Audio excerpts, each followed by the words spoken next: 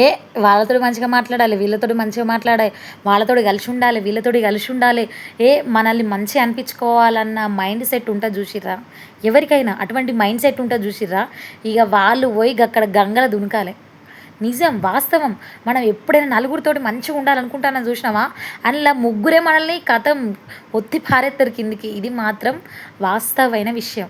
ఎందుకంటే మనం ఎప్పుడైనా కూడా నలుగురితోటి మంచిగా ఉండాలని అస్సలకే అనుకోవద్దు. ఇప్పుడు నేను ఆఫ్టర్ పెళ్ళైనాక వాళ్ళు ఏమనుకుంటారో వీళ్ళు ఏమనుకుంటారో అని బాధపడుతున్నా కానీ నేను అసలు నాకు పెళ్ళి కాక ముందు గాలితో మాట్లాడితే ఏంది అన్న మైండ్ సెట్లు ఉండేది అన్నట్టు. కానీ నాకు ఇప్పటికన్నా అప్పుడే మంచిగా అనిపిస్తుంది. ఎందుకంటే ఇప్పుడు మన నలుగురు కాడ మాట్లాడి కొంచెం ముంగడి పోయినాం అనుకో, అట్లా గట్ల చేసింది గిట్ల చేసిందని మాట్లాడతారు. మనం ఎవ్వరిని పట్టించుకోకుండా మన జీవితం మనం చూసుకున్నాం అనుకో, వాళ్ళు అసలు ఎంత మాట్లాడుకున్నా మనకు వినబడాయి. ఇది మాత్రం వాస్తవం. అందుకే అందరితోటి కలిసి ఉండాలి అని అనుకోవద్దు. ఎందుకంటే ఈ కాలంలో మనోళ్ళే మన గురించి బ్యాడ్గా మాట్లాడతారు. అవునా కాదా?